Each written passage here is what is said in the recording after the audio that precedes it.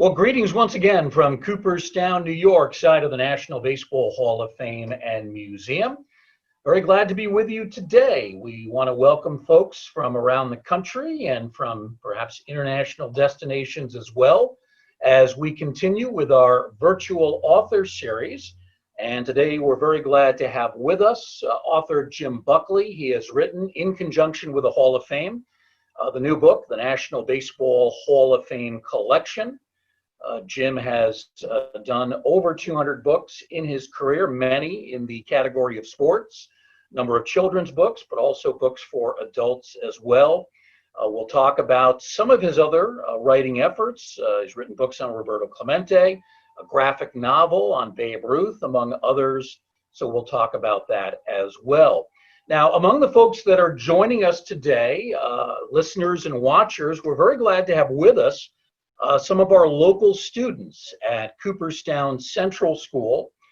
They are still doing distance learning, virtual learning, before they eventually reopen the school building, at least part of the time later, and that'll be coming up in October. They're still going to do some days of virtual learning, but they'll also be doing a couple of days of active learning in the school building. So we have several of the Cooperstown Central School elementary students that are joining us today. We want to welcome them to the program. And of course, we want to welcome our special guest, Jim Buckley. Jim, thanks for taking the time to join us. You're all the way on the West Coast, Santa Barbara, California. How you doing today? I'm doing great. Thank you, Bruce. I really appreciate being a part of this virtual author series. I don't think of myself as virtual. I think of myself as real, but I get the line.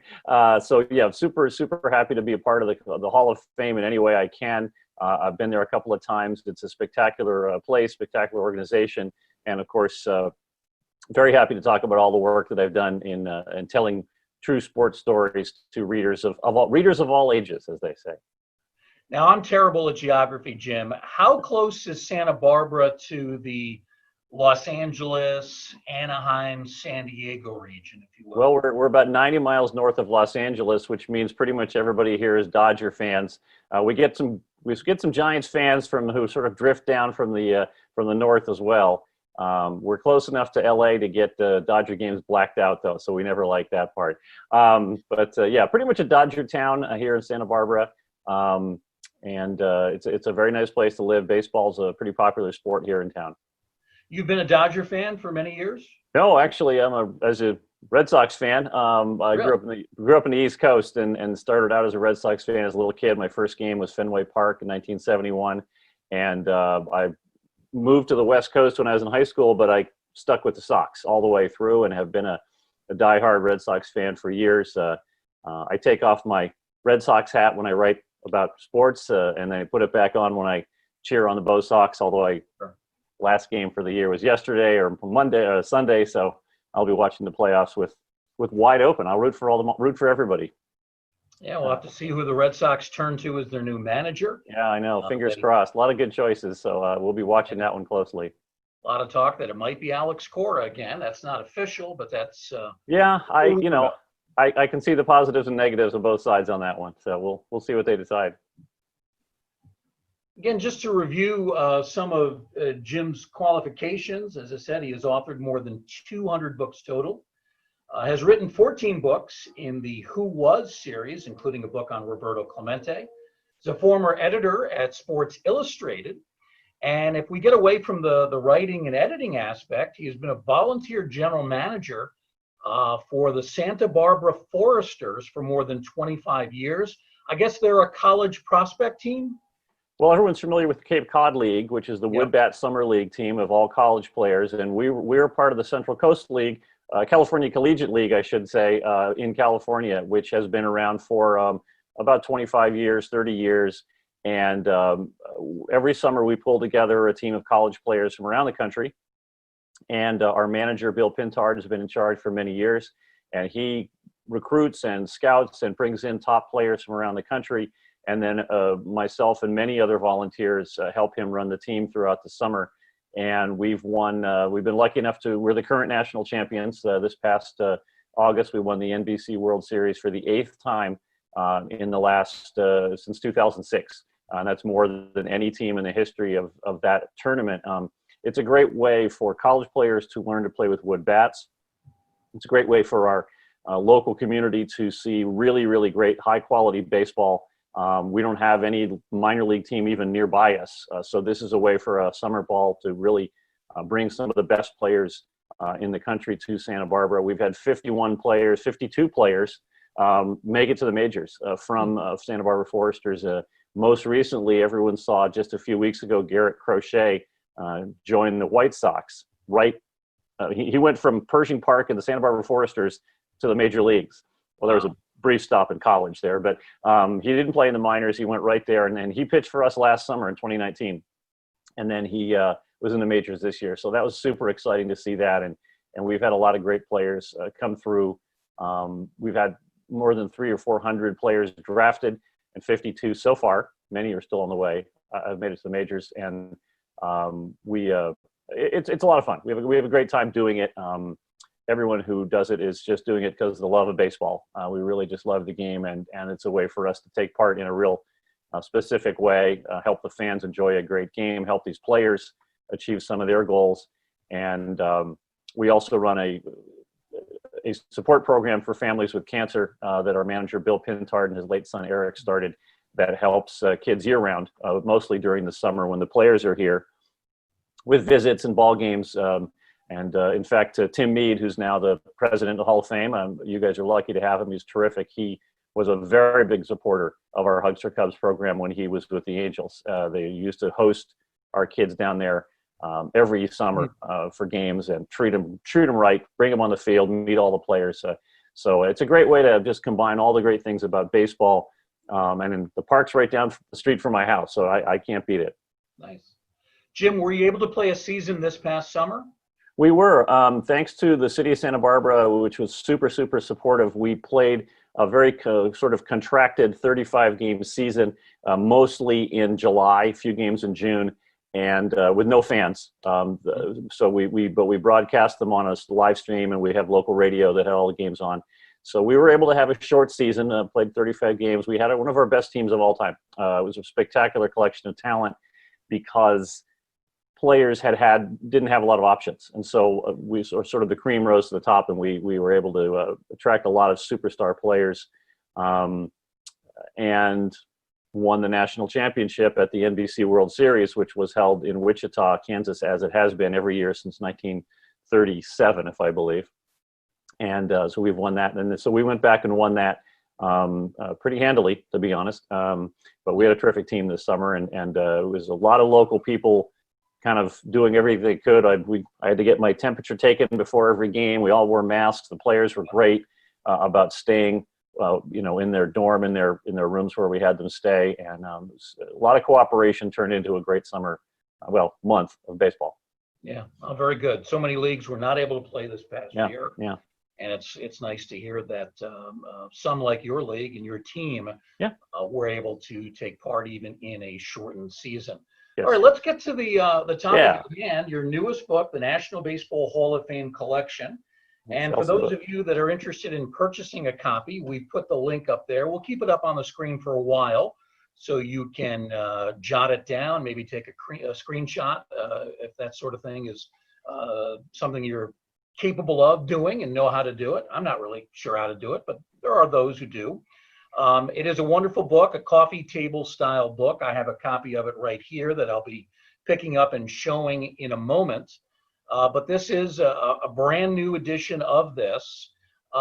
This current book, how did this project between you and the Hall of Fame come about exactly? Sure, thanks. Well, we're really excited about this. About 10 years ago, I worked with a company in Seattle called Becker and Mayer, which is a book producer, and they work closely with the Hall of Fame, and I've done a lot of writing on sports books for this company, and they approached me about doing, which is basically a book of short biographies of all the greatest players in baseball history, and I was like, and you're going to pay me? Wow, what a deal. It was really terrific. We had a ton of fun doing it, and about a year ago, the Hall of Fame and the publishers said, let's update it. And we've had a great decade of baseball. We've had some spectacular players and performances that we can add to this collection. And so we updated it. So we added about 30 more players. we added some new features to the book. And so even if you have the old version, you should definitely pick this one up because it's all updated through Derek Jeter last summer. Although he's not officially gone through his soon to be swarming over Cooperstown with Yankee fans celebration, he is in the book. So that's good news for Yankees fans. And I have to, there's my journalistic habit coming through. Even though I'm a Red Sox fan, I'm very happy to write about the captain, one of the great all-time players. So there's tons of biography information about Hall of Famers all the way from the very beginning of the Hall in 1936. Now, you were able to include a full roster of all the Hall of Famers, a listing, but my understanding is you couldn't include biographies for all 333 simply because of space limitations. Yeah, space How'd you was go about narrowing that down? I imagine that was not easy. It was not easy, and I think some of the selections were basically focused much more on more recent players. There were a handful of 19th century ball players that just had wonderful careers, and we honor them being part of the Hall, but their stories were not quite as relevant or up to date as fans today might be interested in. So we focused a lot more on players that fans who were reading the book might have seen play or were familiar with from watching with their parents back some decades. So that was the narrowing down. But for the more recent one, we have all the recent players in. Everybody from Ken Griffey Jr., Derek Jeter, Pedro Martinez is in there now, Trevor Hoffman. One of the nice things about updating it is we were able to kind of touch on a couple of Hall of Fame voting trends that weren't a part of the book in 2010 when it first came out, specifically closers and designated hitters. There really wasn't any sense of a closer or late-inning relief pitcher being in the Hall of Fame, maybe Bruce Sutter being one exception. But since then, we've had Lee Smith, we've had Trevor Hoffman, and we have, of course, Marianna Rivera. Those three players became kind of a separate section in the book because they were essentially a new trend we'd seen in Hall of Fame voting. There weren't players like that to be voted in the 50s and 60s and 70s. And so it's great that the Hall and its voters are able to essentially reflect how baseball changes over the years. And of course, one of my favorite ones to write about, just because I just love the guy, I remember watching him crush my Red Sox many times, was the designated hitter section. So we had Edgar Martinez is in the book because he was elected some years ago. I don't have the number right off the top of my head, 2019, fairly recently. And again, there was a lot of controversy at the time, should a guy who basically, plays 10 minutes a game, 4 at bats, be a member of the Hall of Fame? And I think Martinez answers that question, no doubt. And then what was great is that we also saw Harold Baines, who was primarily a designated hitter, did play a position often. And then earlier we saw Frank Thomas, who again kind of split his career. The game, it's really interesting to see how the game has changed even since in the last 4 or 5 years. I don't think, other than obviously David Ortiz, in my mind, is an instant Hall of Famer as a DH. But I don't see a lot of them coming up behind. So was that kind of a moment in time where we saw a sort of a top of the pyramid at that position, and now the DH is becoming much more of a rotating, let's use it as a different thing kind of deal. I don't know. It'll be interesting to see how that plays out, but I don't think there's a current player right now who is a full-time DH who is a Hall of Fame lock. There's a few who might be leaning that way down the road, but they all came with positions. Being a pure DH, and I sure hope the National League adds it. Sorry, purists. I think it's great. Everyone should do it. We have it with the four. It's at every other level in the world that I just can't stand watching National League pitchers bat. But anyway, my personal opinion, not the official opinion of the Hall of Fame. Please note that.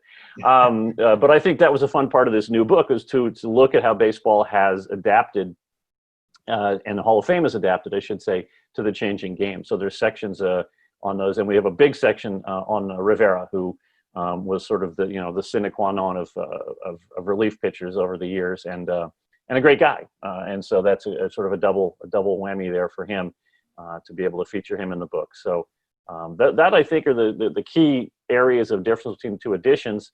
And then, of course, one thing we can talk about is what's kind of the bonus of this, which is why the Hall of Fame only can do this book. You can't do this book with anybody else except the Hall of Fame, is because of the artifacts that are pictured and featured in the book.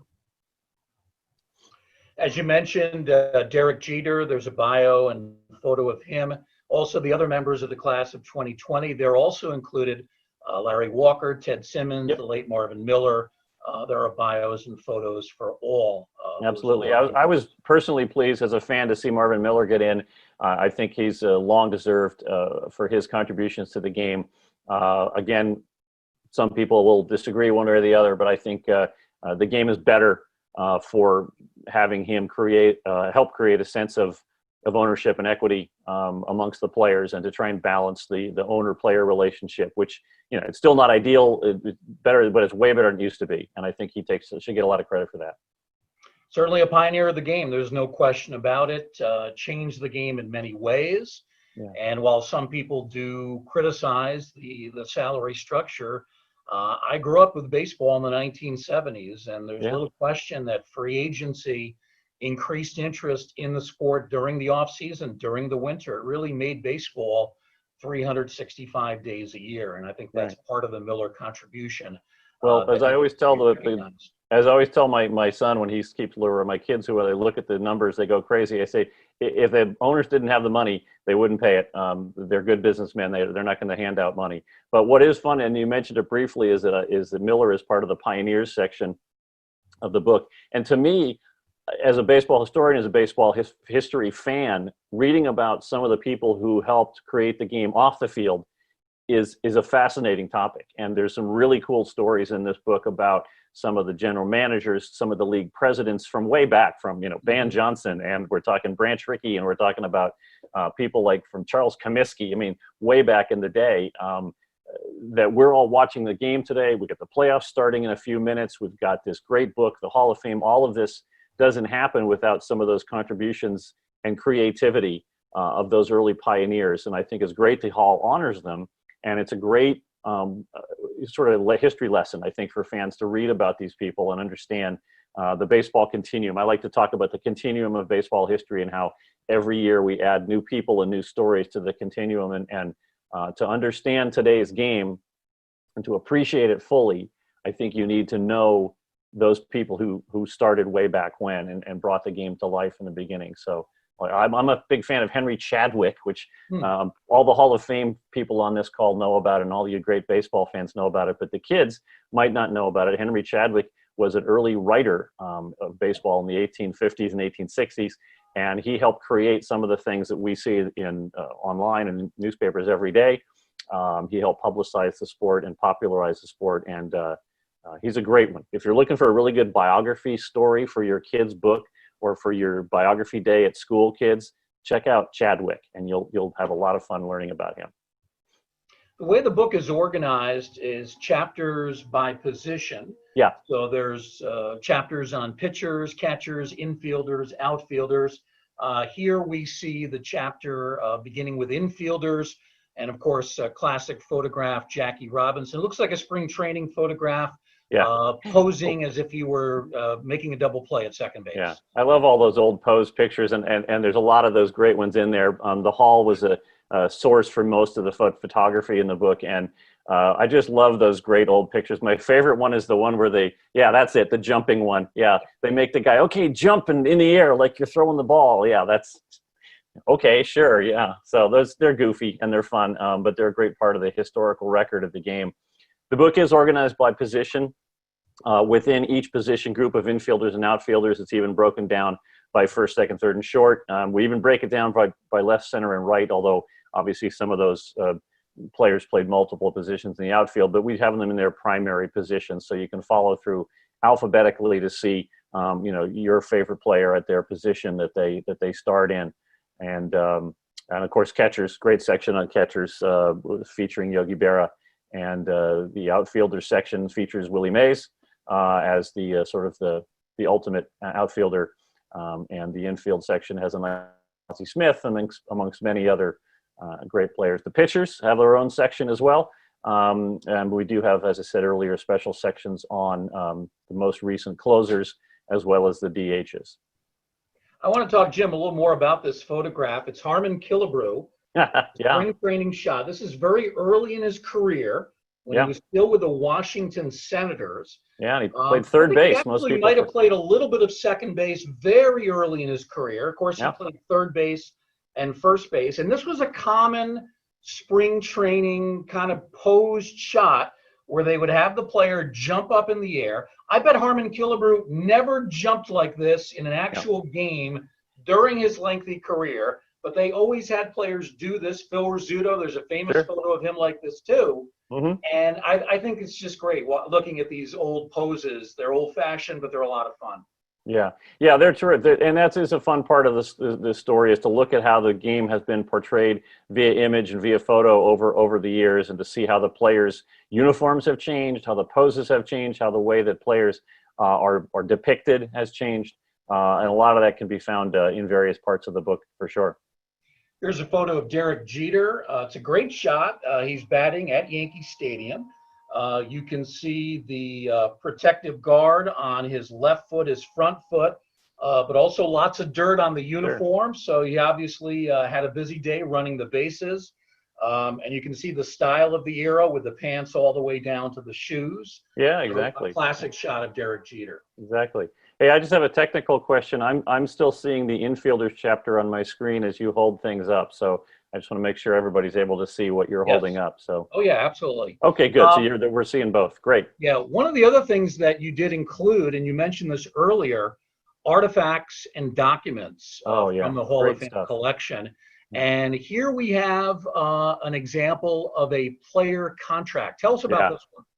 Well, in the original book, they were able to show actually physical facsimiles of these. This time around, we've got photographic close-up, really detailed, high-quality photographs of some of these great things. Then there are pictures of tickets and programs and rare objects like game-used bats and balls and jerseys and all some of the things that you can see in the Hall of Fame itself, but also some that aren't necessarily on display. And this is a good example of that. This is Lou Gehrig's player contract. So this is the standard contract that the players signed. This is from 1920, I forget the year, 1924, 1925. And a lot of it is boilerplate, but it's really interesting to sort of see the kinds of things that were important to teams and players at that time. They literally had the same contract for every player, which certainly isn't the case today. There are some uniform boilerplate stuff, but each player then has tons and tons of individual specifics to that player's situation. There were very, very few specific things for any of the players in these days. It was clearly a contract written by the owners for the owners and with the owners in mind. And the players didn't have a lot to really change or input or update other than to see a little spot where they typed in now how much salary they got. My personal favorite thing about reading this contract is there's a clause at the end which requests that the player deposit $100 with the club in return for 2 sets of game uniforms. And at the end of the season, when the player returns those uniforms, they will get the $100 deposit back, which just, boggles the mind in a game today, which a player gets a new jersey every single game, and sometimes multiple jerseys a game, and new socks, and tons of gear, and it's new gloves, and it's just fascinating to read that. And I think players in those days, they had to buy their own gloves. They had to sometimes even buy their own bats. I think it depended on the team and how skinflint the owner was. But so this contract, to see this actual document that Lou Gehrig sat down with the management of the Yankees to sign in person, I think just brings that moment in baseball history to life in a way that just me talking to you about it can't really do as well. One of the things that's amazing to me, Jim, about these contracts is how brief they were. This looks like it's 3 pages. Yeah. I mean, it's not that detailed. No, they did not go into a lot of detail. They said, here's the games, show up, we'll pay you. End of contract. There were very, very brief kind of morals clause, don't get in trouble or we can throw you out. They did not really need to be that complicated because the game was not that complicated. The relationship between the two, we talked about it briefly earlier, the relationship between the players and owners is a very different thing. Yeah. The current contract spells out very clearly the responsibilities of the owner and the ball club, I should say, as well as the responsibilities of the player. Back then, there was only one responsibility the team had, was to pay the guy. That was it. And the player had to show up and not get in trouble and turn the uniform in at the end of the year like a little leaguer. But other than that, there really wasn't a lot of need to get into great detail. And once the season ended, the player was done. Thanks, call me. We'll talk to you in February. It wasn't a year-round relationship as it has become today. Here we have another Garrick document. This is one I've never seen before. Yeah, apparently is in our collection. It's a certificate. It's in there for him being part of the 200 home run club. This is fascinating. Yeah, yeah. This was a. There were all sorts of, then as now, awards are a big deal, and coming up with new ways to have awards for players was a big deal. And the two leagues would put out all kinds of fascinating new things. And but remember, this was in 1931 that Lou got this award, and there weren't a lot of players with 200 home runs in 1931. It was a big deal. 200 home runs now is a second string catcher. Well, maybe not second string, but it was a big deal, and so they celebrated it by having these goofy little things. And the Hall of Fame has the actual original award, signed by Giles, the manager, or the president of the National League, Warren Giles, and signed by Joseph Cronin, former Red Sox manager, and then the president of the American League. So you can see that they give out awards today. They give out certificates. They get all kinds of ways to salute and honor players.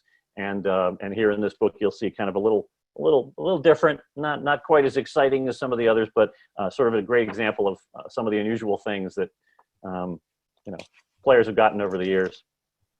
Great stuff. I've never heard of the certificate for the 200 home run club, but it did exist at one time. There you go. Very interesting stuff. Let's talk about some of your other book projects, and sure. We could spend hours if we went into the full range, but we want to highlight a couple.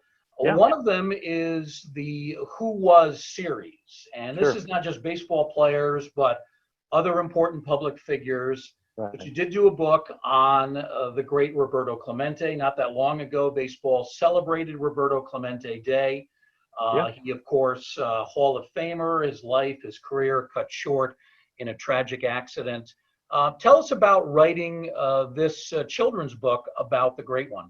Well, the Who Was series is a long-running series from Penguin Books, and it tells the life story of, as you said, very famous people in a fairly compact way, aimed right at you kids there in Cooperstown, actually aimed at kids your age. It's a multi-book series. I've been lucky enough to write 14 books, including other sports figures like Jesse Owens and Muhammad Ali, and also the Wright brothers and people like that. So the series is designed to give a really good basic look at a person's life for a young reader, to give them some context of the times the person lived in, to take them through the steps, the chronology of that person's life, and talk about the impact that they had when they were alive and the impact they continue to have in the world today. And since young people live in the world today, it's important to know the people who helped create that world in various different ways. And so that's the point of the Who Was series, is to keep young people today understanding the people who made the world they live in. So for the Roberto Clemente book, and I should tell our listeners and viewers that our genial host is the author of a terrific, longer biography of Roberto Clemente for former kids, as I like to call my adult readers. So for former kids, if you'd like to go into greater depth, go check that out at your local library or bookstore. But for our book, we have to sort of dial down the history, and I kind of think of it as creating a mountain of information and then carving it down to a really solid nugget that works for this Who Was series. And so it takes us through his entire life, from growing up in Puerto Rico and beginning to play for the Santurce Cangrejeros, which is the Crabbers. I actually have a replica Crabbers jersey, which is really cool. And all the way through his career briefly with the Dodgers. Most we Dodger fans still lament the loss of having him. He was a Brooklyn Dodger briefly with Dodgers organization, and the Pirates snagged him from the Dodgers before he could make the majors. And so he became a Pirate, and obviously went on to a Hall of Fame career. World Series 1960, World Series 71, 3,000 hit club, the greatest right field arm in history, 12 gold gloves. But more importantly for our young readers, he was a person who took his celebrity, he took his fame and used it to help other people. He was one of the very first players from Latin America to reach the major leagues at a super high level. He was very vocal in his support of his home country, Puerto Rico. He was one of the first players to almost insist on giving some of his interviews in Spanish to make sure that people who spoke Spanish were able to be a part of the Major League Baseball experience. He was famous for going out of his way to help people on Puerto Rico and everywhere. And of course, sadly, the way he died was on a flight full of relief supplies to Nicaragua following an earthquake there. So he wanted to make sure that they got there, and he climbed on the plane at the last minute, and sadly he crashed and he died. And so he far too early in his life, wasn't even 40 years old. And so it's a short life, but a great life. And we still see it, as we saw in Major League Baseball this year. We still honor his memory, mostly for the impact he had outside the diamond, which I think is an important story to tell about Clemente. You look around baseball today. In fact, one of the notes I took from this call today was I figured somebody would ask, hey, who's a Hall of Famer, playing today? And I started rattling off the numbers, and Pujols, Cabrera, Molina, people like that who wouldn't be playing baseball today, perhaps. Adrian Beltre just recently retired, for sure. There are players who were inspired by Clemente, who saw that a player from Puerto Rico, a player from one of the many baseball-loving countries of Central and South America, could come to the U.S. and be a star. And so, thanks to Roberto Clemente, our game is better, and that's the bottom line. Jim, I want to talk a little bit about the illustrator on this book. Ted Hammond, his name, and I love the detail that he includes. Of course, he has the rather large facial image of Clemente here.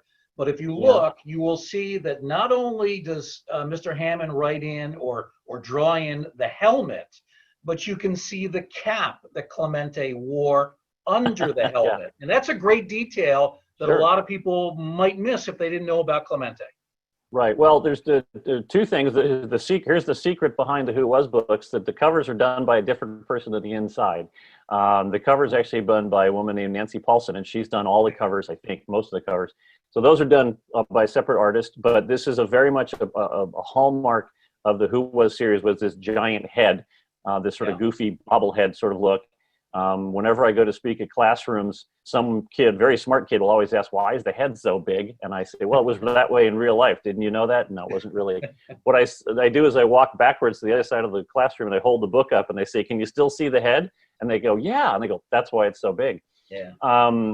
But the inside is, but that's a great detail. And the entire series, all the books, work really hard to be as accurate as possible. This is a nonfiction book. We're telling a true story. And just as all the words that I write need to be carefully checked to be true, and all the stories we retell and all the quotes that we use have to be real, the visuals have to be just as real. Don't tell anybody, but in my book on Venus and Serena Williams, I didn't get to see the illustrations, and they had one of them where she was hitting left-handed. But perfection remains a goal on everything. That's a great detail. He did wear a hat under his flapless helmet, and it gives you a really good look at him. And all the illustrations in the book are designed to help enhance what the kids are reading with a visual representation of some aspect of his life. So it's a great way to work on your reading. It's a great way to work on your learning biography skills. It's a great way to do research if you want to write your own report on Roberto Clemente or any other great athlete who's been done biographies. So that's the Who Was series. And it's been a lot of fun. I really enjoy doing it. I've got Jim Thorpe I have to finish Jim Thorpe next summer. So Wow. another sports hero. And what's the name of the cover illustrator again? Nancy Paulson, I believe. Okay. I should probably look that up. If it's not Nancy Paulson, I apologize, but that's what comes to my mind. As you know from your experience in publishing, but not everyone does know, I don't have anything to do with the covers or the illustrations on this book. I'm just a typist, and maybe occasionally get to consult on the illustrations. But they have highly trained experts at the publishing house who take care of that. But they do work really carefully to make sure things work together. I have a book coming out on Cristiano Ronaldo in this series next summer that we're working on the illustrations right now. And because no one back there knows anything about soccer, and I've been playing since I was 7, they've been showing me lots of pictures to make sure we get the action right. So it's a group effort, as are most things in publishing.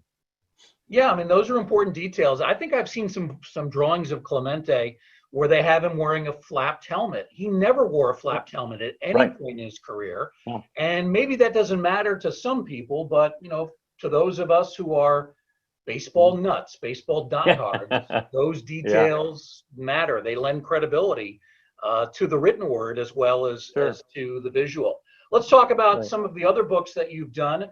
This is for an adult audience. The Inside Story of Baseball's 17 Perfect Games. How'd this come about? Well, I've always been fascinated with the idea of perfect games, and it's obviously a thing unique to baseball, that you can go out and do something absolutely perfectly. Got to sort of be around a couple as a fan back in my early baseball days, watching, hearing about them and reading about them. And talking with a friend at a publishing company, we came up with an idea to basically look at all of them individually. There have been other books on perfect games. This isn't the only one.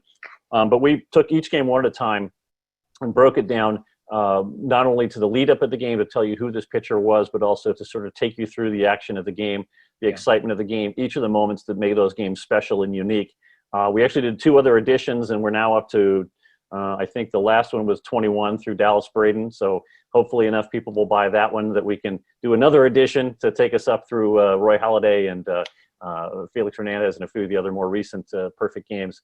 But it really is a kind of a unique thing about baseball that a pitcher, with some help from the fielders, of course, because you can't have any errors, so they have to chip in, but that a pitcher can go out there and do something that is the pinnacle of his sport, of his activity, and that it's been so rare. It's incredibly rare. There's 20,000, 40,000 baseball games over the years, and only now I think it's 23 is the current total, have done this.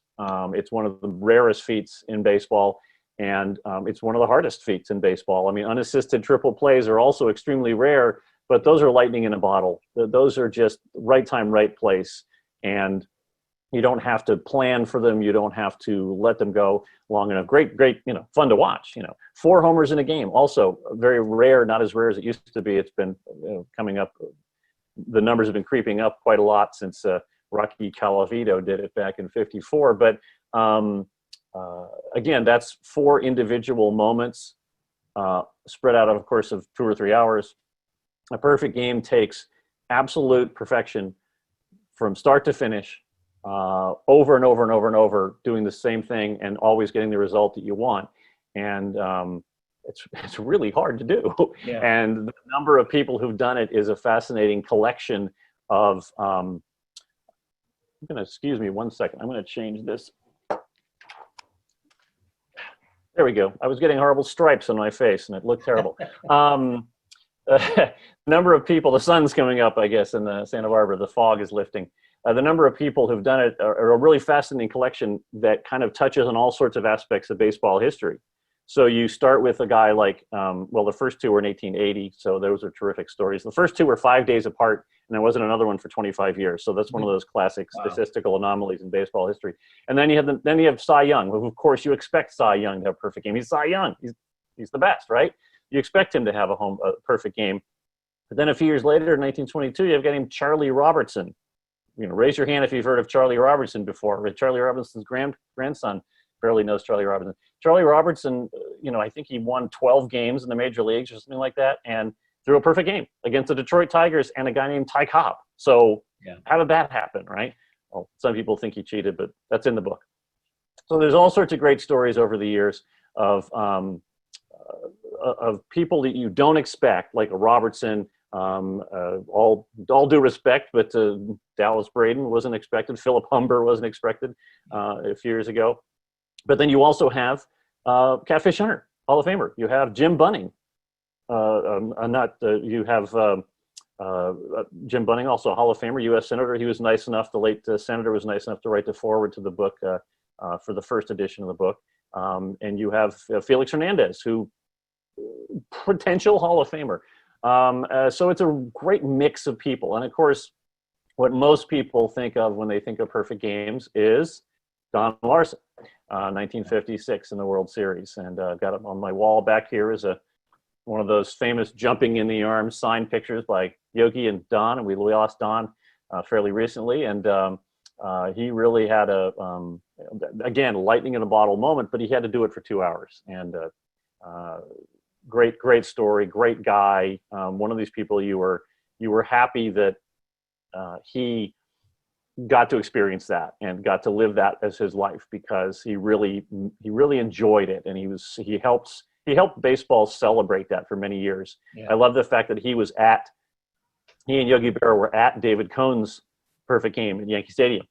In fact, I think Larson threw out the first pitch before the game, strangely enough, and then Cohn throws a perfect game. So the number of coincidences are Jason Stark level, the number of coincidences. So, so Perfect is still out there. You can still buy it, various editions, and I certainly, love talking about it. So.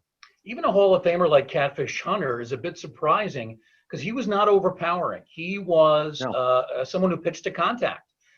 He didn't necessarily strike out a lot of batters. He was a great control pitcher, so very few walks, but he was a guy who challenged you to hit the ball, and yet he's part of that perfect game club, in contrast to a Randy Johnson on the cover, who's about as overpowering as you're going to get.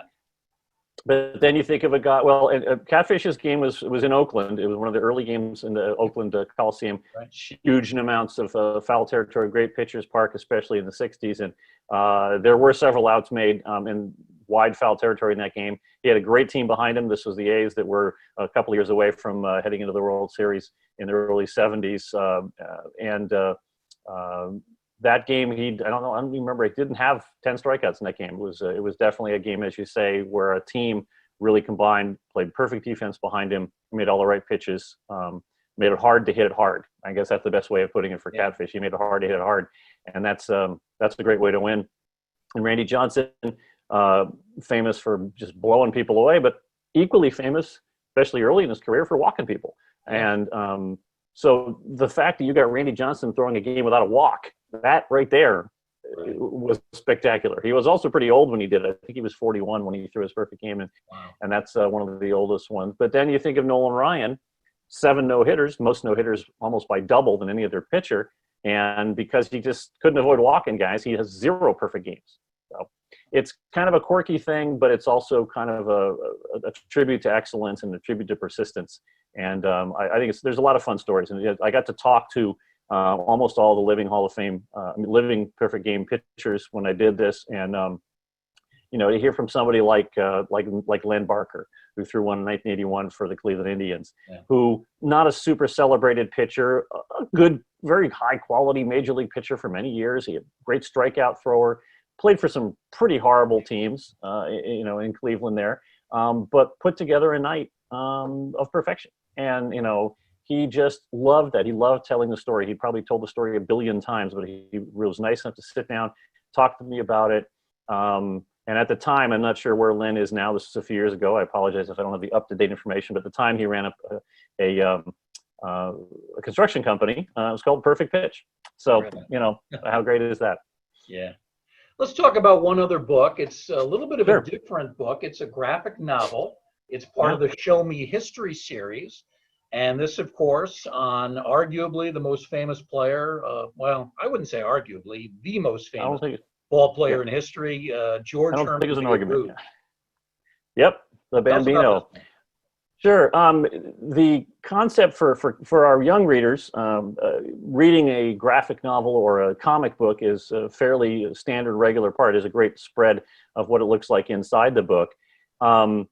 For some of the folks who are, as I say, former kids, the graphic novel format has been the fastest rising part of publishing for the last 5 or 6 years now, especially for younger readers. Librarians, teachers, parents had to kind of get over the hump of kids reading comic books or superhero books as being a lesser form of reading or a lesser form of literature or a lesser form of education. And I think we've conquered that by this series, Show Me History, and many other series that are out there in books, and really creative authors and writers and illustrators who have said, listen, it's just because it's a drawn picture doesn't mean it's not a true story. And so even though these are called graphic novels, and of course you kids listening know that a novel is fiction, which means it's all made up. These are actually more specifically should be called graphic nonfiction. But the term of art in publishing is graphic novel. So these could fall under that umbrella, shall we say. Excuse me. So the graphic nonfiction tales of real people have become a really great way for us as storytellers to have another way to tell the story.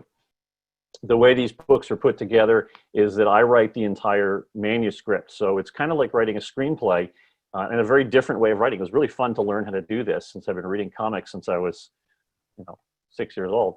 So now I get paid to write them. How cool is that, right? And so it's like writing a screenplay in that I need to write the words on the page, and you see that people are speaking, and there's narrators. And for this series, we have 2 narrators, Sam and Libby, who are Uncle Sam and who live Statue of Liberty when they grow up. And so they are our narrators as they take us through the story to tell people what happened. And I write the whole script.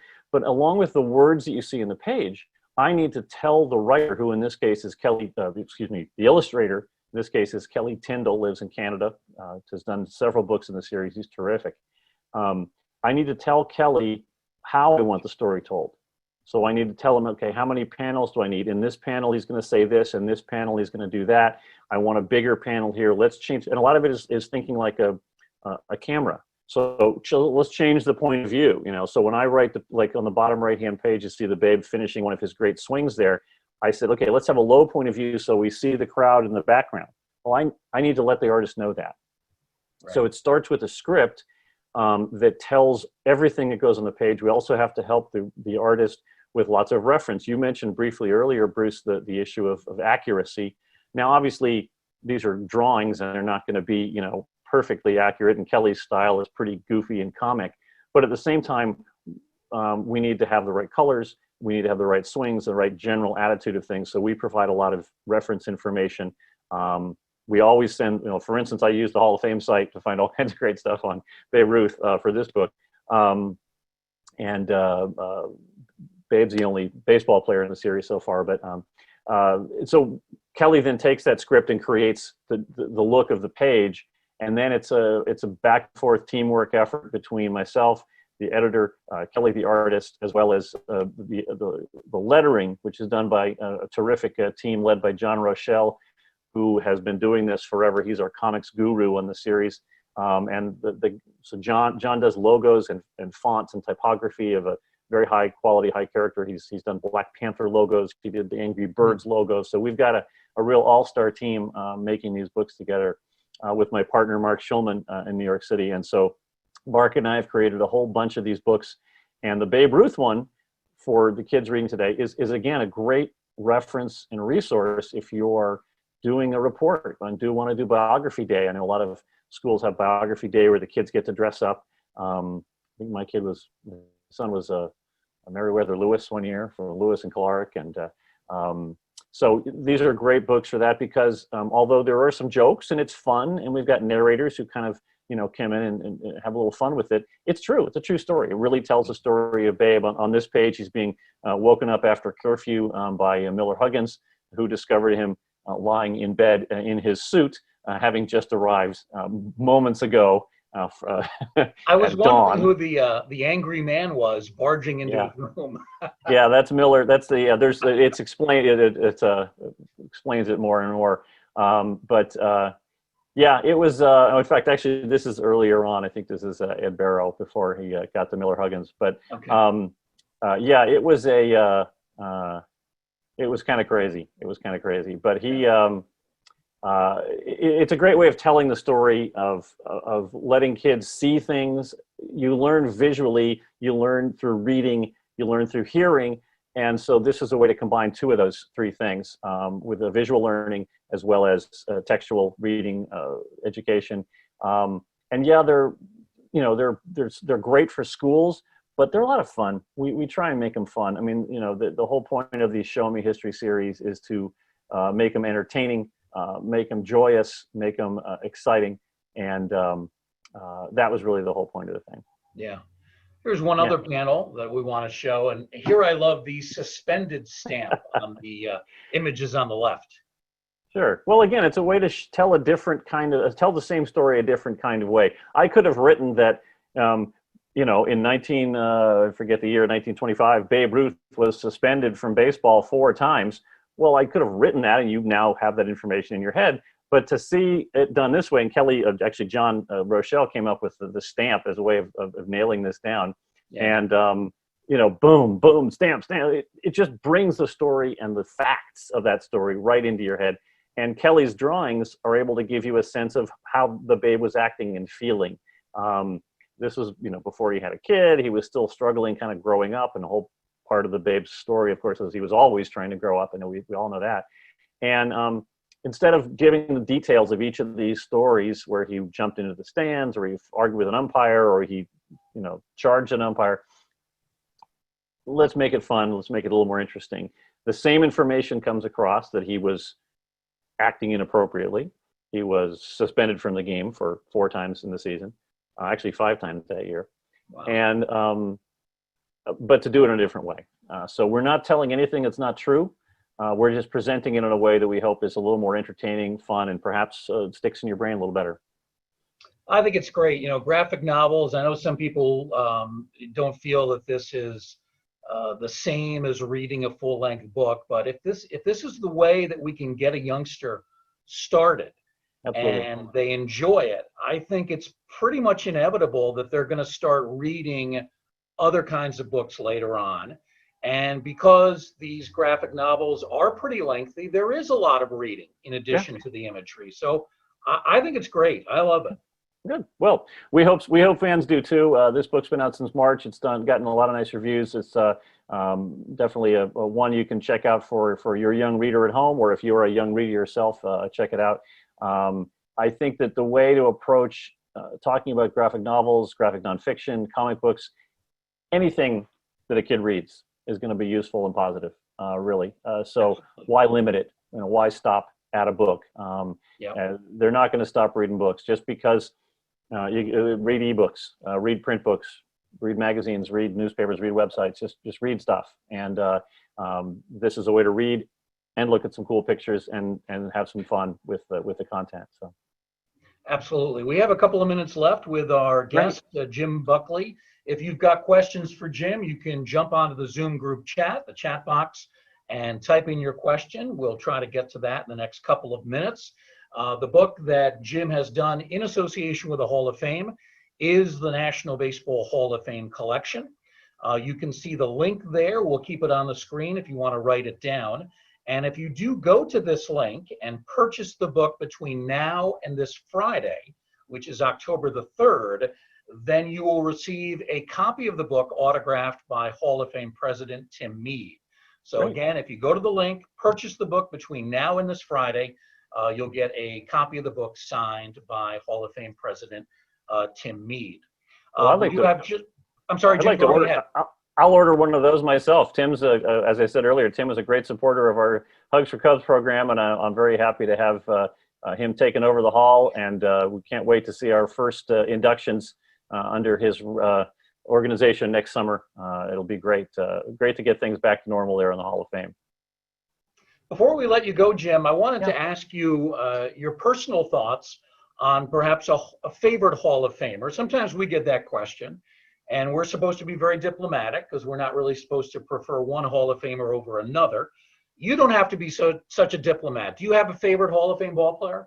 Oh, absolutely. No doubt about it. Number one, this is, again, I can't believe I get to talk to Hall of Fame people about this. It's Yaz, Carl Yastrzemski. I've been a fan of Yaz since I was 6 years old.